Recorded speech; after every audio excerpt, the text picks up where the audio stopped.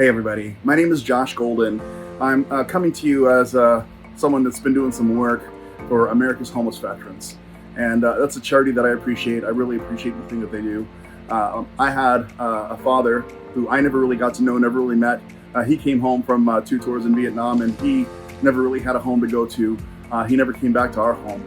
And I think that's one reason why I understand what this charity does and why they're so important and what's so valuable about the work they do.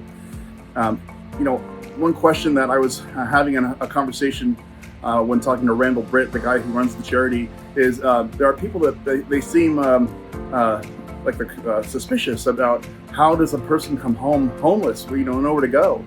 And I thought, I asked maybe I need to tell a story about how I almost became homeless, and I've never served in the military. But if it could happen to me, a person in normal circumstances lives a life that you and I live, every day. How can it be any different for these people? When I got sick a few years back with a brain tumor, and I was close to death. I felt like I was close to death. It was pretty bad. And at that time, my wife at that time decided she wanted a divorce, and her and my best friend, they got together and they did their thing, and I was out, and I suddenly had nowhere to really go. And I was sick and dying at the time, so thankfully I have a brother I didn't know, a brother who, my half-brother, from this same father that we never met. But fortunately, he, even though I never really grew up with him or knew him that well, he was in a position where he could help me out, and he helped me get back up on my feet. Since that day, I recently got COVID a year ago, and I should be on oxygen right now, but having to wear that tube all the time, I get tired of it. But I still have very serious lung issues now from COVID, and that situation has put me in a set of circumstances where I can't really work that well, and I've been having some other work issues I don't like talking about with people, but it just sounds like a whole lot of stuff, but it's been a lot. It's been hard. And if any one of those things, if I didn't have people that I'm doing work for now in exchange for a place to live, I could be homeless at this very moment. And that's how it happens. These people, they come home from war. Maybe they don't want to ruin their family with their life the way they feel they are. They may not feel good enough.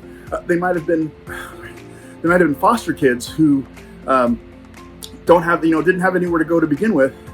But when they get home, they're fostered out. The military was the way that saved them. And then when they're done, they come home and they got nowhere to be. There's so many circumstances between just feeling ashamed, feeling like they don't want to burden others, for not having anywhere to go because of how they were raised, and then they come home to nothing. And if it could happen to someone like me just because of being sick, why should anyone be suspicious of our soldiers, the ones that go off and fight for us? They really legitimately come home and have nowhere to go. And that's why America's Homeless Veterans is so important. And putting a roof over their heads, helping them break their addictions if they self-medicate to get over the horrors of war. War is it's horrific, and maybe that's why they don't want to be around the people they love.